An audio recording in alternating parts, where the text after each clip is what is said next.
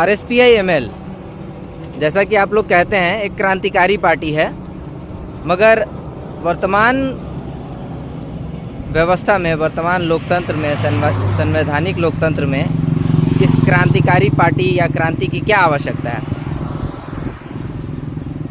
इसी वर्तमान व्यवस्था में तो क्रांति की आवश्यकता है, क्योंकि आज का जो वर्तमान व्यवस्था है इसमें आधा आबादी तो खाए बिना रहती है। जो खाते हैं उनको भी मनुष्य के लायक भोजन नहीं मिलता है। जिन लोगों के पास रोजगार है वो भी कर्ज में डूबे हुए हैं। भारतवर्ष का 5 से 10% लोग जो बड़े पूंजीपति या नामी दामी लोग हैं, उनके अलावा भारतवर्ष के 1 अरब 40 करोड़ जनता में से लगभग 90% से ज़्यादा लोग अपने दैनिक आवश्यकताओं को पूर्ति करने के लिए लड़ रहे हैं। आप देखते ही होंगे BA MA पास करके नौजवान D ग्रुप की नौकरी के लिए दर दर की ठोकरें खाते हैं। जिन्हें नौकरी मिल जाता है वो कर्ज में डूब जाते हैं। तो ये वर्तमान व्यवस्था जो मनुष्य के रहने के लायक ही नहीं है, इसी व्यवस्था को बदलने के लिए तो क्रांति की ज़रूरत है। आपने कहा कि लोग खाने में को नहीं मिल रहा है लोगों को, मगर अगर देखा जाए तो पहले से कहीं ज़्यादा रेस्टोरेंट्स, होटल्स, लोग तरह तरह के फास्ट फूड स्ट्रीट कॉर्नर्स में खाते रहते हैं। पहले इतने लोग बाहर की चीज़ें नहीं खाते थे, रेस्टोरेंट्स वगैरह नहीं जाते थे, मगर लोग तो खा ही रहे हैं। ये ऊपरी कवर है इस व्यवस्था का जो चमचमाता हुआ दिखता है, लेकिन रेस्टोरेंट में खाने वाले लोग भी वहाँ खाने के लिए किस तरह से अपने आप को प्रिपेयर्ड करते हैं, अधिकांश लोग वही जानते हैं।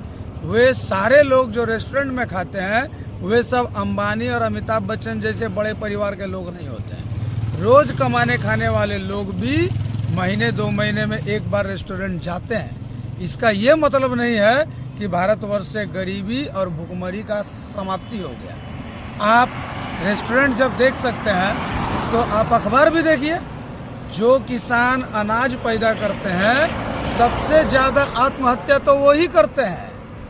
आप विद्यार्थियों को देखिए, लोन के लिए अप्लाई करते हैं ताकि उन्हें शिक्षा मिल सके, और बैंक उनके लोन को जमीन जायदाद उनके अभिभावक का नहीं रहने पर, सरकारी नौकरी नहीं रहने पर उनके लोन के आवेदन को रिजेक्ट करती है। पैसे के बिना बच्चे पढ़ नहीं पा रहे हैं। जो पढ़ लिए उनके पास रोजगार नहीं है। जिनको रोजगार मिल जाएगा वो हो सकता है 4 साल बाद रिटायर हो जाएंगे। तो ये अवस्था है वर्तमान समाज का हमारा। इसमें तो क्रांति लगेगा ही।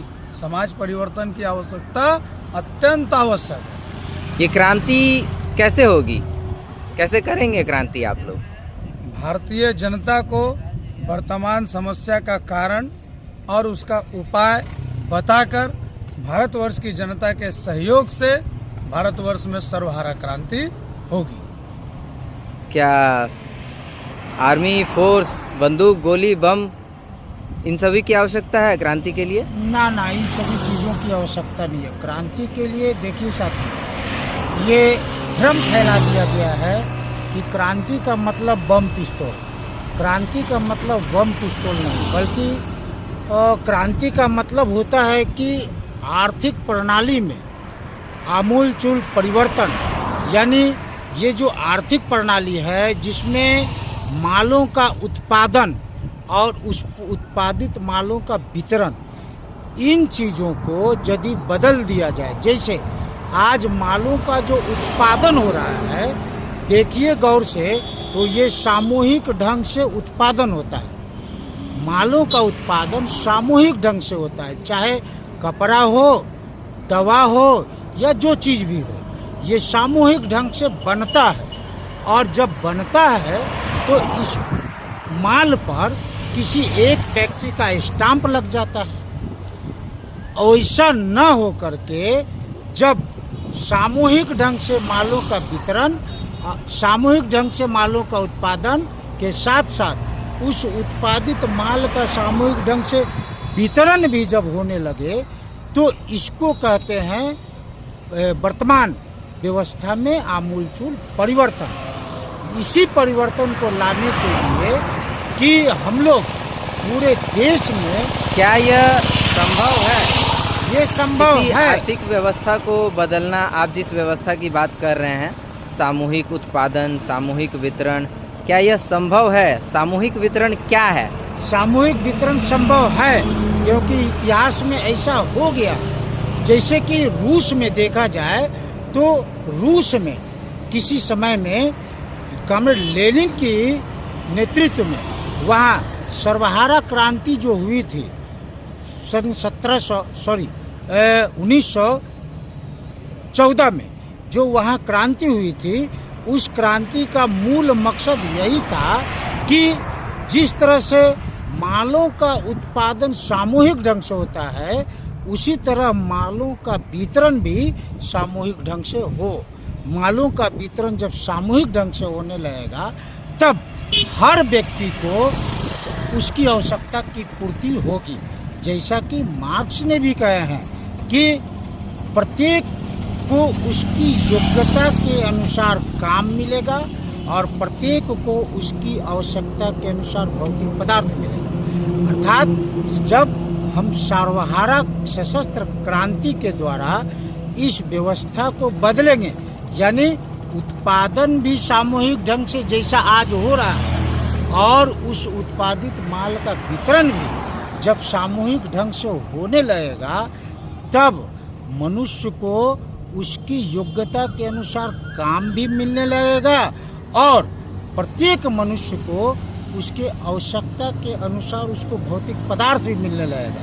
तब उस समाज में किसी तरह का मनुष्य को कोई टेंशन नहीं रह जाएगा।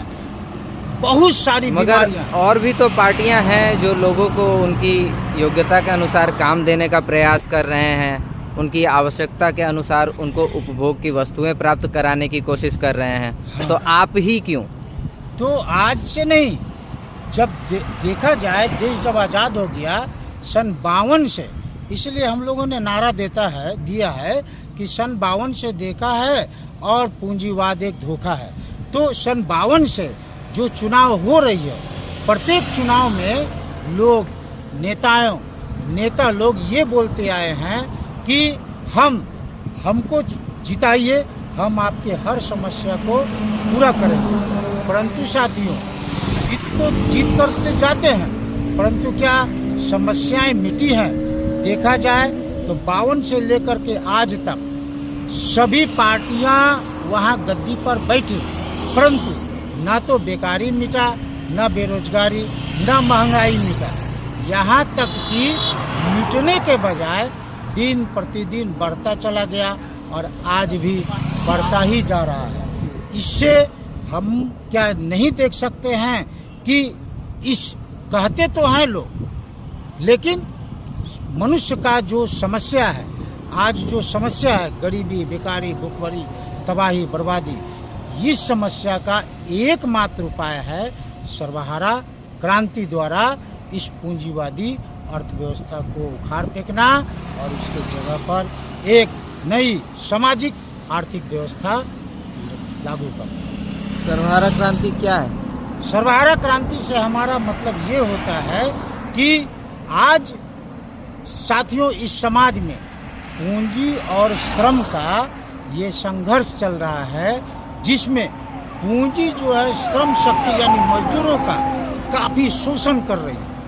तो शोषण हो रहा है सर्वहारा का यानी मजदूर वर्ग का, इसलिए मजदूर वर्ग ही इस पूंजीवादी आर्थिक व्यवस्था को मिटाने के लिए सक्षम है और उसी का ही दायित्व भी है कि ये इस पूंजीवादी अर्थव्यवस्था को मिटाएगा। हमारी पार्टी उसी सर्वहारा वर्ग का उसी सर्वहारा वर्ग की पार्टी है।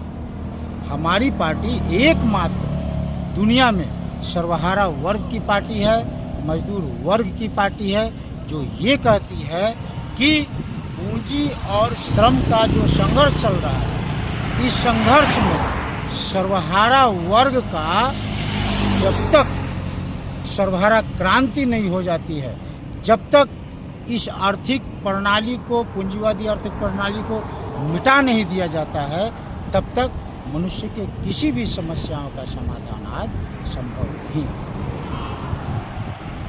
Thank you.